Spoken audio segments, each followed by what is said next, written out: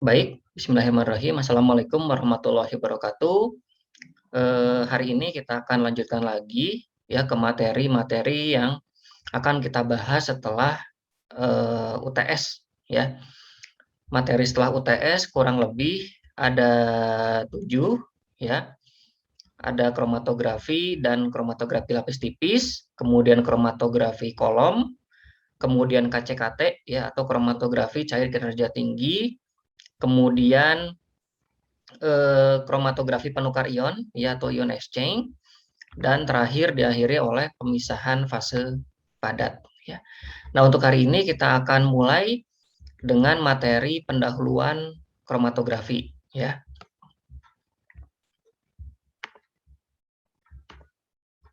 Nah, ini materinya ya, kromatografi ya.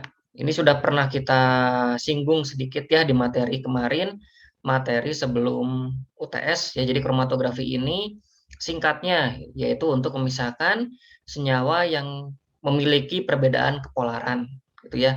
Jadi kalau kita punya ekstrak gitu ya, kemudian ekstraknya ingin kita analisis, ingin kita identifikasi ya, senyawa apa yang terkandung di dalamnya gitu ya, senyawa apa yang bersifat polar, senyawa apa yang bersifat semipolar, dan senyawa mana yang bersifat nonpolar gitu ya.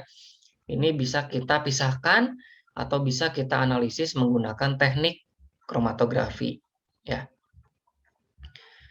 Oke, ini pendahuluannya ya. Jadi senyawa kimia yang ada di dalam tanaman itu ya, dalam ekstrak, di dalam fraksi ya, bentuknya bermacam-macam ya, bentuk dan sifatnya bermacam-macam. Bentuknya ada yang bersifat kristal, ada amorf, larutan, gas ya, pasta dan lain sebagainya. Kemudian dari sifat, nah sifatnya tadi sudah saya jelaskan ya, ada yang sangat polar, ada juga yang semi polar, dan juga ada yang kurang polar atau non polar. Nah, dari strukturnya pun berbeda-beda ya. Ada yang bentuk bentuk strukturnya sederhana, ada yang bentuk strukturnya sampai ke struktur yang sangat rumit gitu ya, banyak gugus fungsi yang menyusunnya. Ya, jadi bermacam-macam.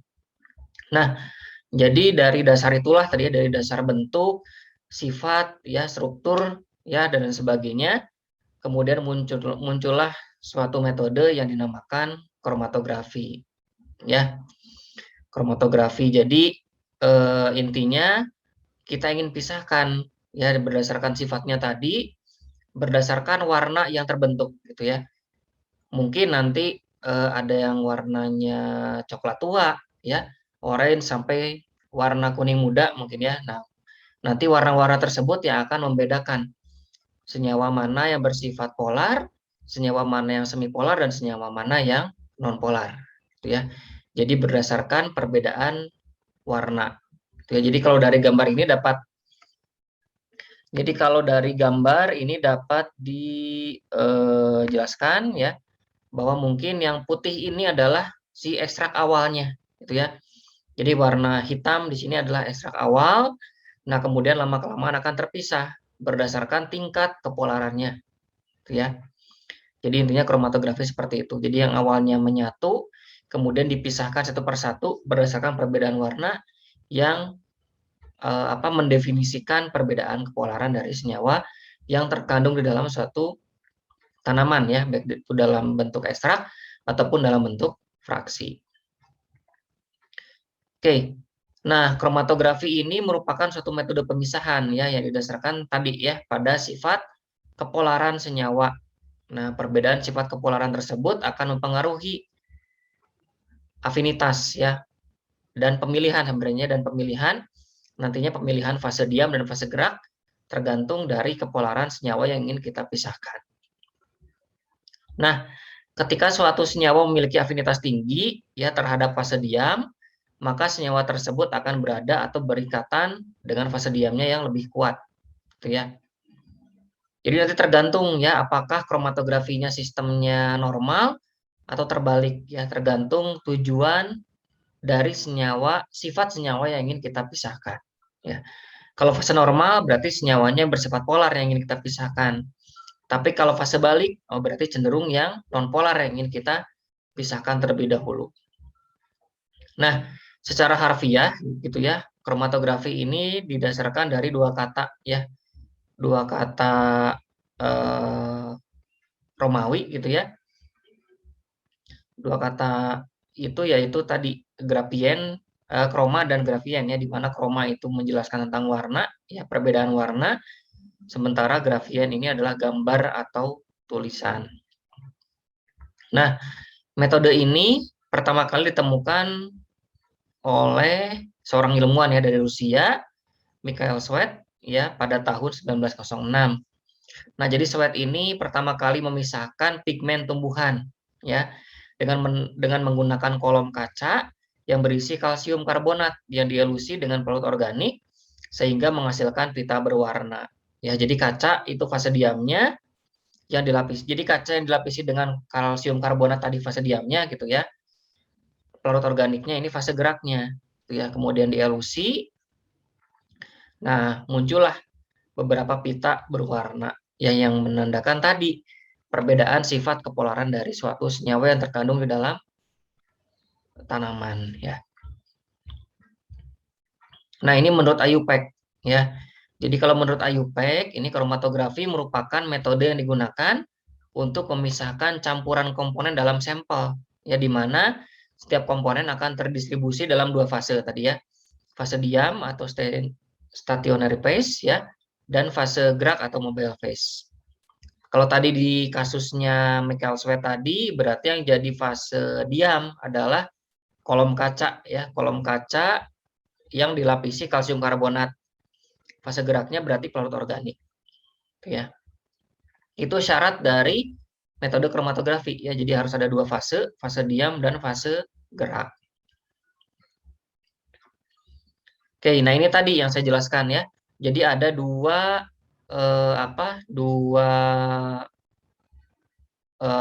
teknik ya.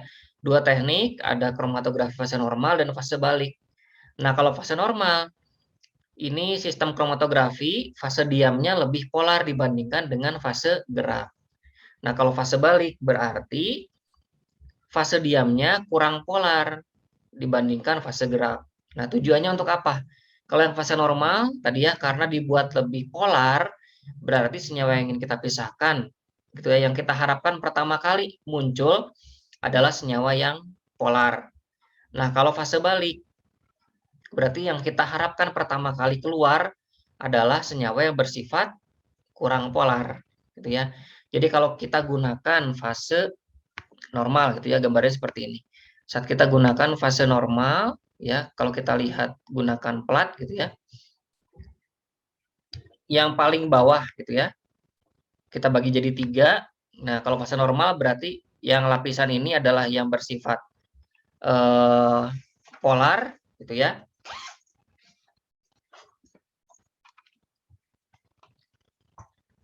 Nah, jadi yang paling bawah ini adalah yang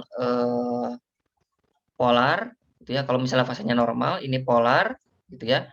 Ini semi polar, dan yang paling atas ini yang non polar atau kurang polar gitu ya.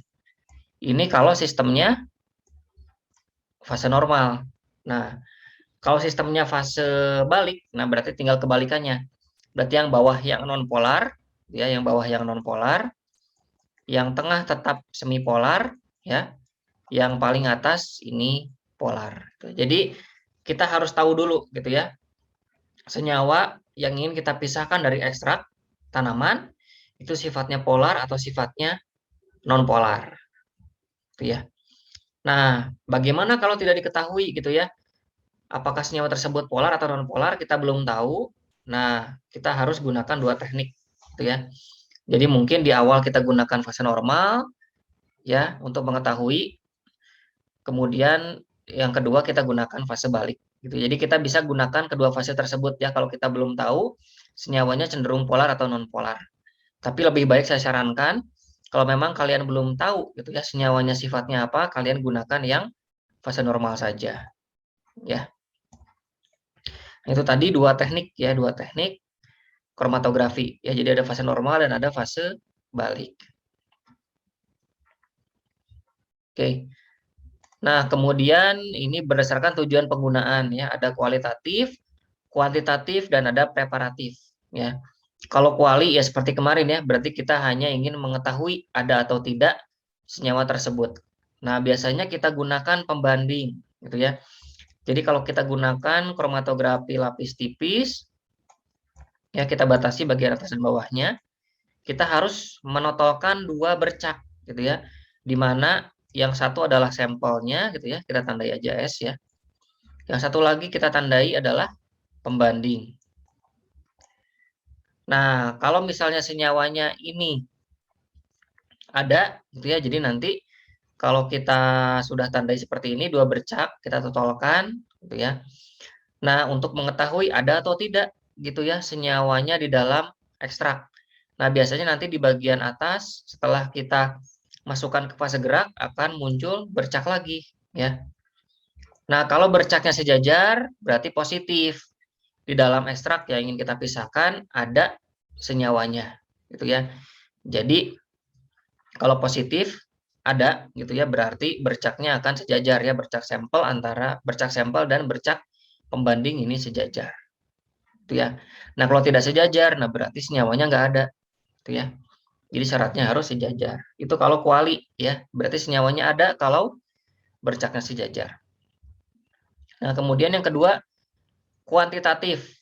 Ya, kalau kuantitatif ini ditujukan untuk menentukan kadar ya, kemarin ya jumlah kadar senyawanya ada berapa kalau memang ada. Nah, pada prakteknya ini harus diintegrasikan atau digabung ya dengan metode spektrodensitometri ya. Jadi harus pakai instrumen ya untuk mengetahui berapa kadarnya. Jadi sementara ini yang kita lakukan di MPA atau di metode pemisahan analitik ini hanya kualitatif saja gitu ya. Jadi kalau nantinya kuanti nanti ini akan kalian pelajari di semester selanjutnya ya terkait dengan perhitungan kadar. Karena memang harus diintegrasikan tadi ya dengan instrumen. Nah, yang terakhir ini preparatif. Nah, kalau preparatif ini ditujukan untuk mengisolasi ya atau memurnikan senyawa ya. Ini preparatif. Oke, jadi itu ya tujuan berdasarkan tadi ya berdasarkan tujuan penggunaan ya. Ada kuali, ada kuanti dan ada preparatif. Oke. Nah, berdasarkan mekanisme. Nah, ini ya berdasarkan mekanisme ada 5 ya, ada absorpsi, ada partisi, ada penukar ion, ada eksklusi dan ada afinitas. Nah, yang pertama absorpsi. Absorpsi ini senyawanya terjerap di fase diam ya sehingga terpisah dari campuran lain. Ya, absorpsi melibatkan fase diamnya berupa padatan sedangkan fase geraknya berupa cairan. Ya, ini fase normal tadi absorpsi. Nah, kalau partisi ini senyawanya terlarut di dalam fase diam sehingga akan terdistribusi antara dua fase ya. Partisi melibatkan fase diamnya berupa cairan dan fase geraknya berupa cairan juga gitu ya. Jadi kalau absorpsi senyawanya terjerap di fase diam, kalau partisi senyawanya terlarut di fase diam gitu ya. Jadi kalau absorpsi tadi terjerap ya, kalau partisi dia terlarut. Dan yang perbedaannya lagi tadi, kalau absorpsi fase diamnya padatan, fase geraknya cairan. Kalau partisi baik fase diam maupun fase geraknya ini berupa cairan. Ya, itu perbedaan absorpsi dan partisi. Kemudian penukar ion. Nah, kalau penukar ion pada prinsipnya sama, ya, ada fase gerak, ada fase diam. Nah, akan tetapi di sini beda, fase gerak dan fase diamnya sama-sama terkandung ion ya karena di sampelnya pun gitu ya di sampelnya ini mengandung ion. Kemudian eksklusi molekul ini untuk senyawa-senyawa yang berukuran besar gitu ya, ukuran molekulnya berukuran besar. Kemudian afinitas, nah afinitas pun sama ya untuk senyawa yang berbobot molekul besar ya sama amino, peptida, protein ya dan lain sebagainya. Oke, itu berdasarkan mekanisme.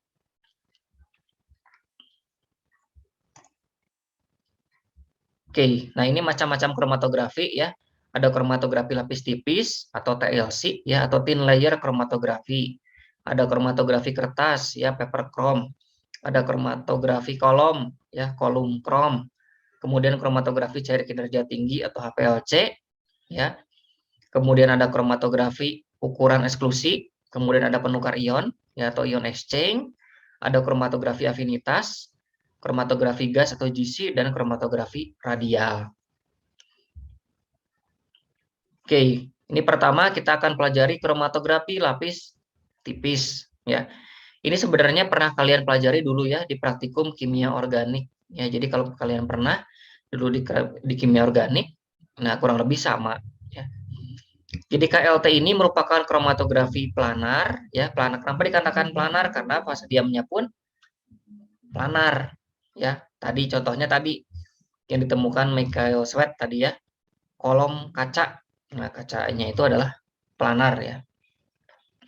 Nah, fase diamnya berupa padatan, sedangkan fase geraknya berupa cairan. Nah, berarti adsorpsi ya. Kemudian mekanisme kerjanya ini adsorpsi ya.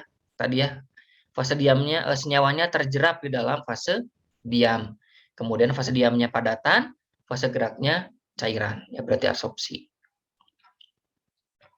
Nah, teknik pekerjaannya ini adalah dengan menotolkan sampel pada bidang datar atau pada fase diam ya. Kemudian sampelnya dielusi oleh fase gerak yang berupa larutan tadi ya, larut organik. Nah, senyawa yang memiliki afinitas tinggi terhadap fase diam akan tertahan ya, namun senyawa yang afinitasnya rendah ini akan terbawa oleh fase gerak. Nah, hal tersebut akan menghasilkan spot. Nah, tadi ya spot yang tadi yang saya maksudkan. Nah, ini spotnya tadi ya. Kalau ini bercaknya gitu ya, kalau ini bercaknya, kalau ini adalah spot ya. Spot itu hasil dari elusi menggunakan fase gerak. Oke. Nah, ini fase diam yang bisa digunakan di dalam KLT ya. Jadi yang pertama ada silika gel. Nah, silika gel ini digunakan pada KLT ya, adalah silika gel yang telah dibuat polar. Nah, caranya adalah dengan mengubah ya gugus H menjadi gugus OH. Kita sebut dengan silanol. Ya. Jadi gugus H ini, nah awalnya gugus H, ini kita ubah menjadi gugus OH ya, agar dia sifatnya polar ya, agar bisa menangkap senyawa-senyawa yang bersifat polar. Oke, tipe silika gel ini juga ada 3 ya, ada silika gel H atau N. Ini tidak mengandung unsur pengikat. Ya, ini biasanya digunakan untuk kromatografi kolom ya. Kemudian silika gel G ini mengandung pengikat gipsum, ya berfungsi untuk mengikatkan silika gel ke penyangga. Nah, ini biasanya digunakan di KLT ya. Kemudian ada GF254 dan GF25 dan 366 ya. Ini merupakan silika gel yang selain mengandung pengikat juga mampu berfluoresensi atau mampu berpendar ya. Atau ketika kita tempatkan nanti di spektro gitu ya, muncul nyala gitu ya, mampu berpendar gitu ya. Nah, kenapa harus berpendar? Ya tadi kan yang kita ingin amati adalah spotnya. Jadi spot ini tidak terlihat gitu ya. Kalau misalnya senyawanya tidak berwarna, ini tidak terlihat. Kalau senyawanya berwarna pasti terlihat ya. Tapi kalau tidak berwarna, kenapa perlu berpendar? Karena kita akan amati warnanya di bawah lampu UV gitu ya. Jadi nanti setelah di lampu UV kelihatan spotnya, nah itu nanti kita tandai ya. Untuk menentukan tadi apakah senyawanya ada atau tidak. Nah, kemudian alumina atau Al2O3, ya ini selain silika gel, fase diam lain yang bisa digunakan adalah alumina atau aluminium oksida, tapi jarang ya. Jadi yang banyak digunakan sebenarnya silika gel. Nah, nanti pun yang kalian gunakan di lab, ya, atau yang pernah kalian gunakan di kimia organik, itu adalah yang GF254 atau 366 ya, yang mampu berpendar. Oke, kemudian tadi fase diam ya, kemudian ini adalah fase gerak. Nah, fase geraknya ini dapat berupa pelarut, organik tunggal, ataupun bisa campuran. Gitu ya. Nah, kombinasi pelarut ini ditujukan untuk menghasilkan tingkat kepolaran ya, yang diinginkan sehingga mampu memisahkan senyawa.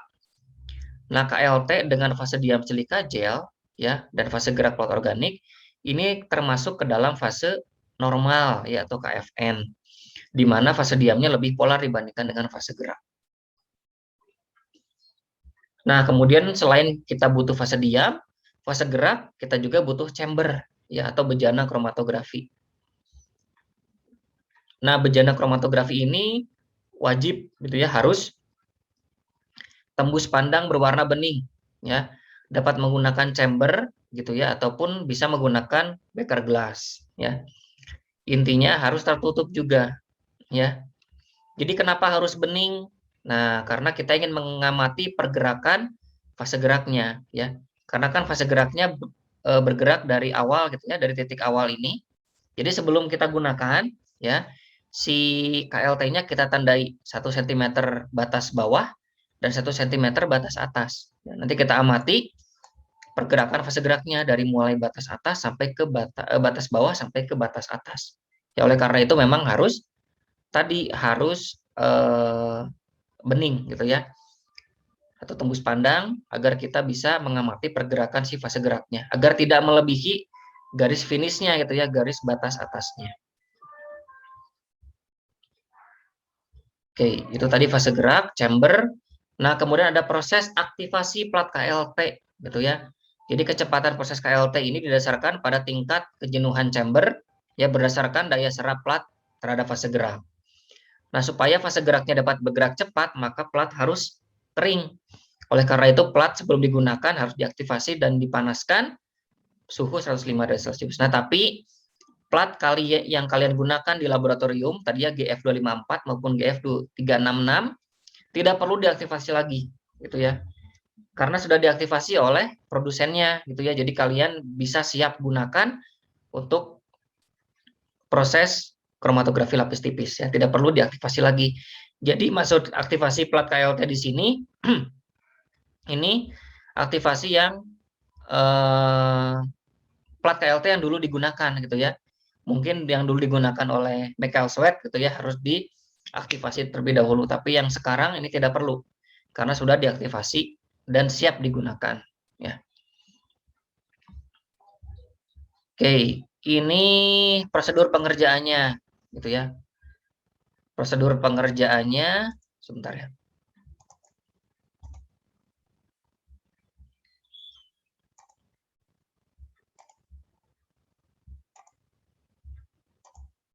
Nah, prosedur pengerjaannya ini chamber terlebih dahulu dijenuhkan ya. Jadi chambernya diisi dengan pelarut gitu ya. Pelarutnya harus sampai jenuh. Ya, kita tunggu. Biasanya kita gunakan kertas saring ya. Kertas saring kita potong seukuran plat KLT, kemudian kita masukkan ke chamber yang ada pelarutnya. Nah, apabila si kertasnya sudah terbasahi semua, nah berarti artinya pelarutnya sudah jenuh. Gitu ya. Itu untuk mengetahui pelarutnya sudah jenuh atau belum. Tinggal kita gunting aja ya. Kertas saringnya tempatkan di chamber, kalau sudah terbasi semua, baru kita bisa nyatakan sudah jenuh. Nah, kemudian tutup rapat, ya lalu diamkan hingga kertas saringnya terbasahi semua. Nah, ini tadi ya, untuk cara kita tahu gitu ya. Cara kita tahu sudah jenuh atau belum si pelarutnya. Nah, kemudian kita totolkan sampel. Nah, sebenarnya sebelum kita totolkan, kita tandai dulu tadi ya. Kita tandai 1 cm di bawah dan 1 cm di atas. Cukup dengan pensil saja tipis. Ya. Nah, setelah beri tanda ya garis start dan garis finishnya, kemudian kita totolkan ya, kita totolkan sampel dan kalau bisa ada pembandingnya gitu ya, kita totolkan. Nah, kemudian dikeringkan gitu ya, keringkan, setelah itu baru dimasukkan ke dalam chamber yang telah jenuh. Nah, kita tunggu sampai proses elusinya selesai artinya berarti sampai fase geraknya terbasahi, fase diamnya terbasahi sampai garis finish atau batas atas ya. Oke. Nah, jadi tadi ya, siapkan chamber, kemudian masukkan pelarut. Nah, pelarutnya tetapkan sampai jenuh ya dengan kertas saring. Kemudian kita siapkan fase diamnya ya, tandai batas atas, batas bawah. Kemudian kita totolkan sampel dan juga pembanding ya. Nah, kemudian tunggu sampai proses elusi selesai. Kemudian baru kita bisa amati di bawah lampu UV. Nah, ini prinsip KLT tadi ya, ada adsorpsi, desorpsi, elusi. Kalau adsorpsi berarti senyawa kimianya terjerap di dalam fase diam. Kalau desorpsi, fase geraknya yang digunakan lebih polar. Maka afinitas fase gerak terhadap fase diam akan lebih kuat. Nah, ini biasanya untuk tadi kromatografi fase balik. Ya, kalau desorpsi. Kemudian ada elusi. ya, senyawa kimia yang terlepas dari fase diam selanjutnya akan terelusi. Tadi ya, elusi adalah proses tadi ya, proses fase gerak dari mulai tadi bergerak dari garis start ya di fase diam sampai garis finish, itu adalah proses elusi. Oke, ini perhitungan nilai RF ya. Nah, ini kalau tidak ada pembanding, yang kita hitung adalah nilai RF ya. Jadi secara kualitatif identifikasi dapat menggunakan RF ya. Nah, jadi RF ini adalah perbandingan ya antara jarak yang ditempuh oleh senyawa terhadap jarak yang ditempuh oleh pelarut. Ya, jadi perbandingan antara nilai A ini ya, jarak yang ditempuh senyawa dengan jarak yang ditempuh oleh pelarut organik. Nah, nilai RF ini apa? Kisarannya harus di rentang 0,2 sampai 0,8 ya. Semakin kecil RF menandakan sifat senyawanya kan semakin polar gitu. Kalau semakin tinggi berarti semakin kurang polar. Nah, RF dapat dipengaruhi pula oleh kepolaran ya dari fase gerak atau elemen yang digunakan. Ini perhitungannya nilai RF ya. Jadi jarak yang ditempuh senyawa dibandingkan dengan jarak yang ditempuh pelarut, atau A ini ya. Nilai A dibandingkan dengan nilai B. Ya. Senyawa dibandingkan dengan pelarut. Nah, kemudian ini RF tadi, RF pustaka ini tidak bisa dipakai sebagai RF pembanding ya. Jadi RF-nya harus dalam keadaan real ya. Keadaan saat kita praktik di laboratorium, tidak bisa kita dibandingkan dengan pustaka ya. Karena apa? Karena tadi RF dapat dipengaruhi oleh banyak faktor ya. Bisa kondisi lingkungan, suhu, kelembaban, tekanan, fase diam yang digunakan, fase gerak yang digunakan ya. Jadi banyak faktor, jadi tidak bisa dibandingkan dengan pustaka ya. Nah, RF rujukan hanya diperoleh dari RF senyawa pembanding pada plat yang sama, pada kondisi yang sama, pada saat kita praktik ya dengan kondisi yang sama. Ya, tidak bisa jadi kuncinya tidak bisa dibandingkan dengan RF pustaka ya. Jadi harus dalam keadaan nyata atau real.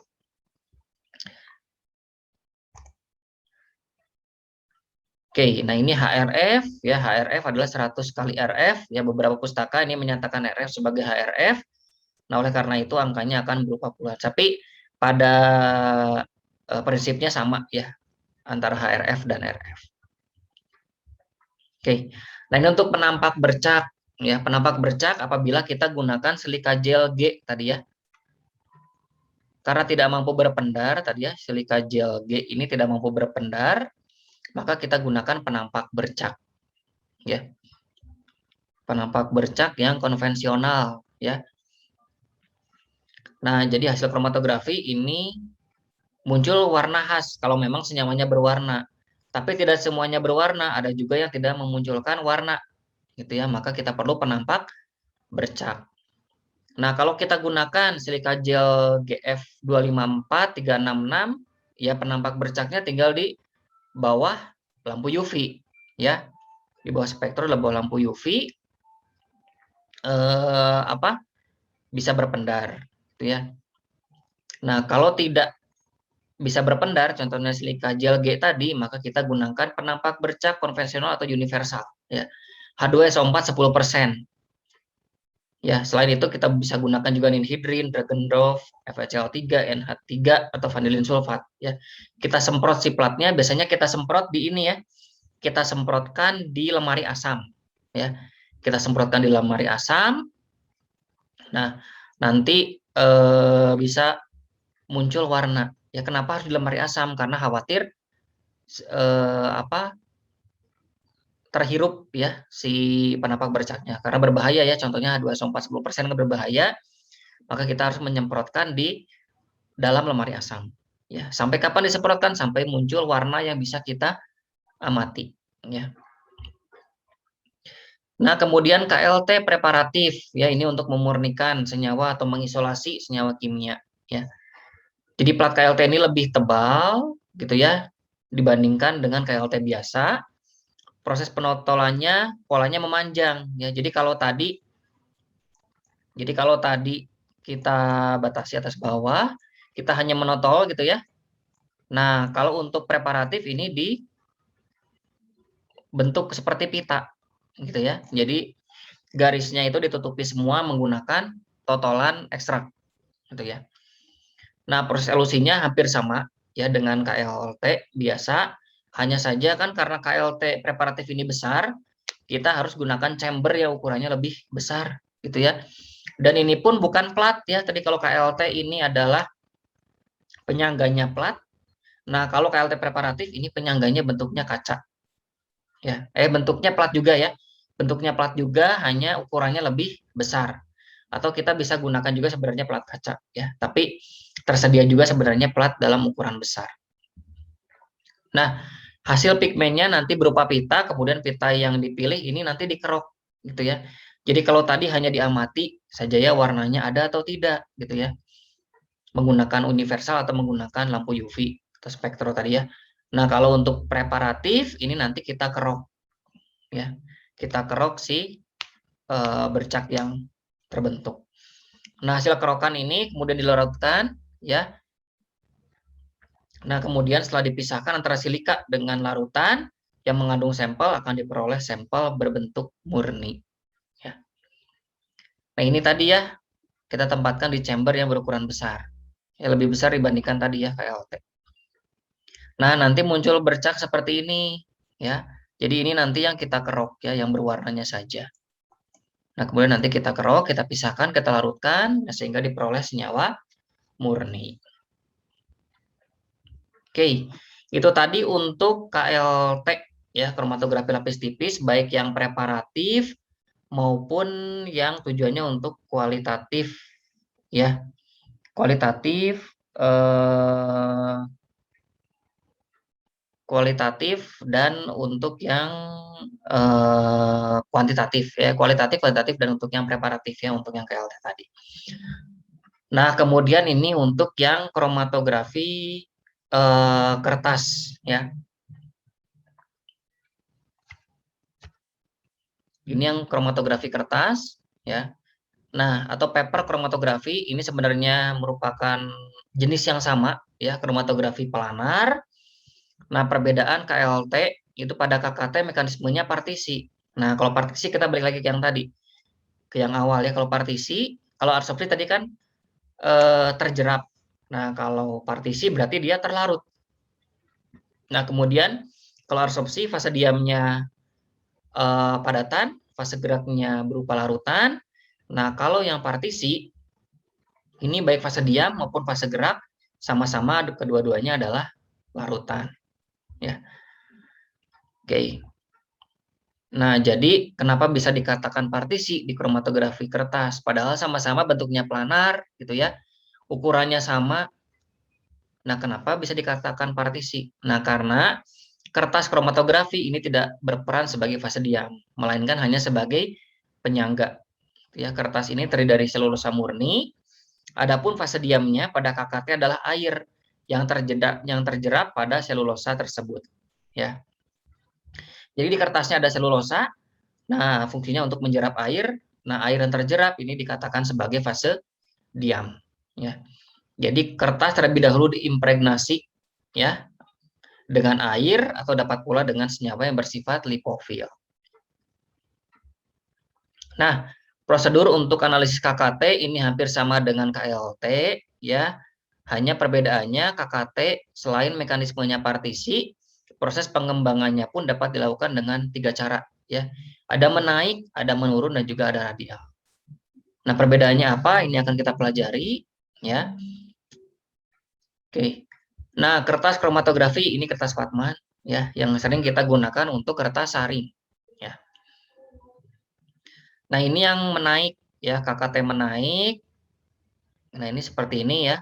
Artinya sama ya seperti tadi KLT, KFN atau KFB ya, sama. Ini menaik ya. Oke, ini nanti yang muncul sama ya sebenarnya seperti KLT ya, kita elusi menggunakan fase gerak. Nah, ini yang menurun ya. Paling menurun seperti ini ya, kurang lebih.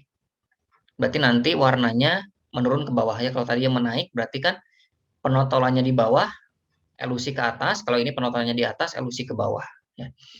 Kemudian radial. Nah, kalau radial ini bentuknya lingkaran, kertasnya dibuat berbentuk lingkaran.